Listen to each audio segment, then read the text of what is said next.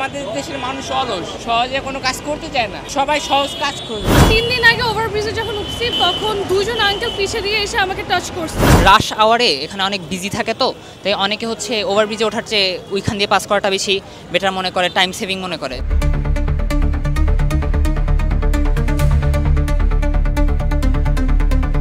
রাজধানী উত্তরার আমার ঠিক পেছনের এই জায়গায় 2 দিন আগে উত্তরা হাই স্কুল অ্যান্ড কলেজের এক শিক্ষার্থী প্রাণ হারিয়েছেন বাসের চাকায় পিষ্ট হয়ে। তার মায়ের কান্না এবং আহাজারিতে ভারী হয়েছিল সোশ্যাল মিডিয়ার পাতা। তারপরেও জীবনের ঝুঁকি নিয়ে যত্রতত্র রাস্তা পার হচ্ছেন অনেক শিক্ষার্থী।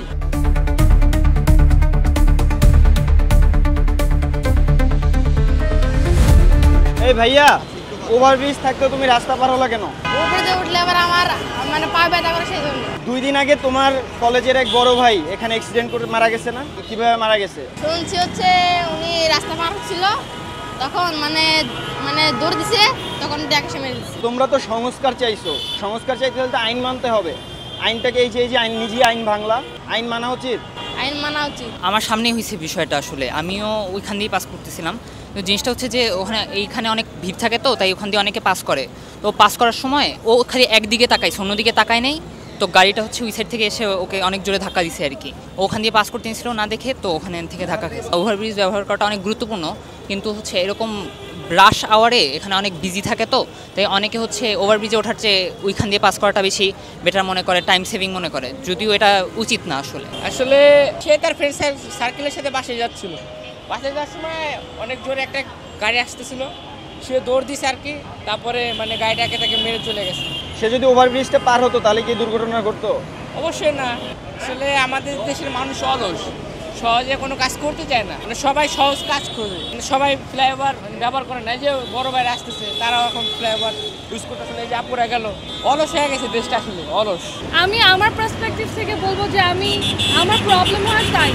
অ্যান্ড ওভারব্রিজ আগে যেটা ছিল সেটা আমরা ইউজ করতাম, বাট এবার যেটা করছে এটা অনেক বেশি উঁচা, প্রচুর গ্যাদারিং হয় ওঠার টাইমে, অ্যান্ড ওই টাইমে অনেক হ্যারাসমেন্টের শিকার হতে হয়। 3 দিন আগে ওভারব্রিজে যখন উঠছি বিকালবেলা, তখন দুজন আঙ্কেল পিছে দিয়ে এসে আমাকে টাচ করছে।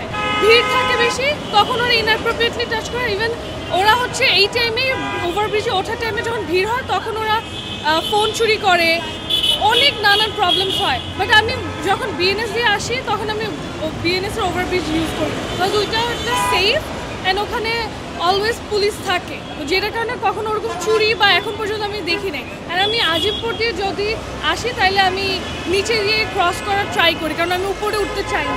একজন মানে 10 জন মানতেছে না, 10 জনই যাদের সুবিধা সেটা দিয়ে যাবে। তো এখন 10 জন যদি যায় তাহলে তো আমারও তো যাইতেই হবে, যেহেতু আমার নিজের প্রবলেম হয়।